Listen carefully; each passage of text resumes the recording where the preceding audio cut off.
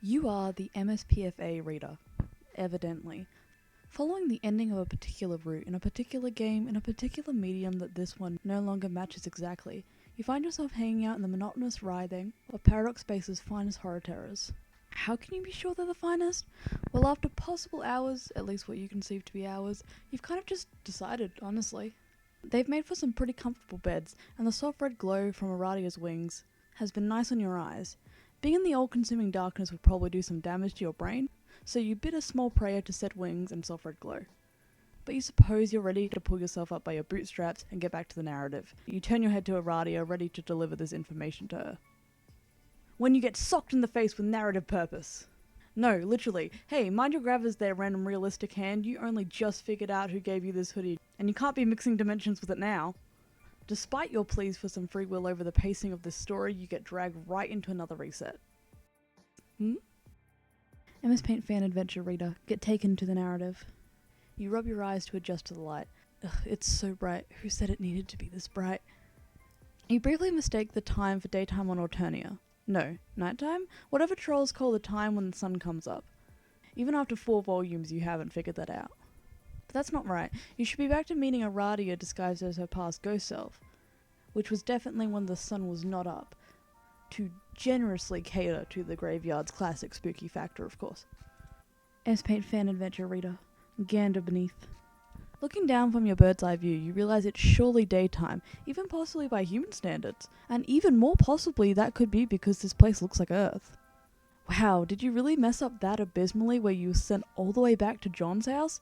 What you're dangling over doesn't look like John's house though, or what is normally considered a house for a single dad and his son, and it's definitely not Rose's big place. There's no trees around. You do think you can see the white and pink specks of magnolias though. A lot of things look like specks. MS Paint fan adventure reader, realize how high up you are. You realize how high up you are and start freaking out a little.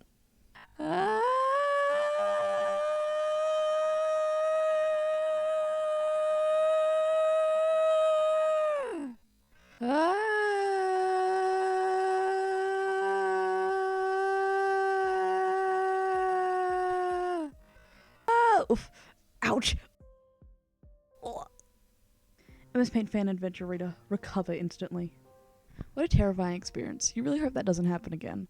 After a fall like that, you carefully take note of all your limbs and organs. Yep, they're all in and attached to your body in all the right places. Even all your blood has stayed inside. What luck is that?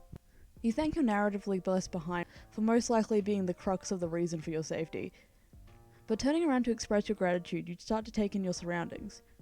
You're on a slab of roof and second floor / first floor ceiling that you've already come to terms with.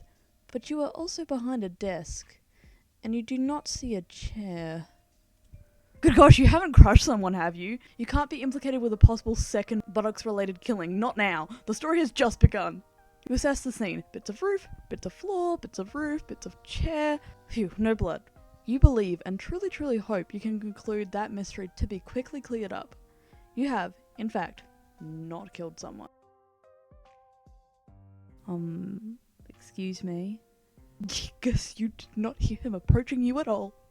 Or possibly see him standing there the entire time. What an inconvenient time for him to be there. Most people just ignore half the things you say anyway, so you hope the declaration you haven't killed someone will be one of those times.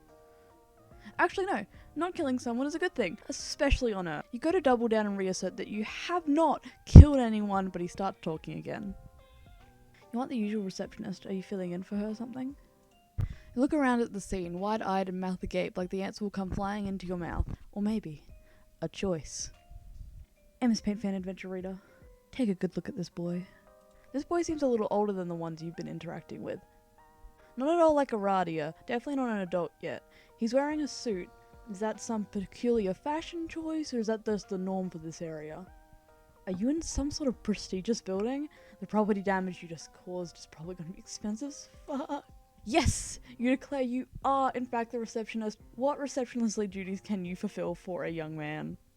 I'm just looking for a package that came in for my roommate. His name is Levi Norman.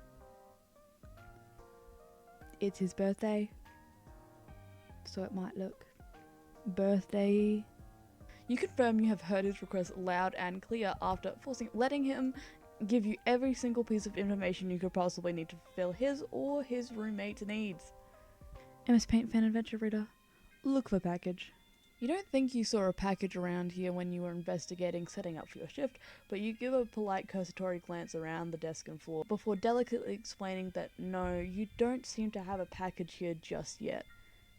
He seems a little perturbed about your response. Have you stopped keeping mail in the closet? You know what, young man? It is possible that it has already been put in the closet where most things normally go. Just a second. MS Paint Fan Adventure Reader, seek package. Oh geez, where's the closet? Where's the closet there? Okay, it possibly wasn't necessary for you to close the door, but maybe it was actually necessary and it was an important exercise of your free will. Automatic lights came on after all. Clearly you're right. Ugh, no time to argue with yourself about how right you are. You got a birthday gift to find, and boy do you know a birthday gift when you see one. You've only seen one of these combos before, but you suspect that a green box and manila envelope is the universal constant of birthday gifts. But wait, this task might not be so simple. Besides the bright red text practically screaming at you, this is not a gift to give, at least not yet, you've got other hang-ups. Yes, by not giving John his birthday gifts, you derailed the timeline and are currently doing something bad. But it also opened up a world of friend-making. Should you really be doing that to another unsuspecting young boy? You aren't even entirely sure where you are right now. Give him the gift. Save that boy.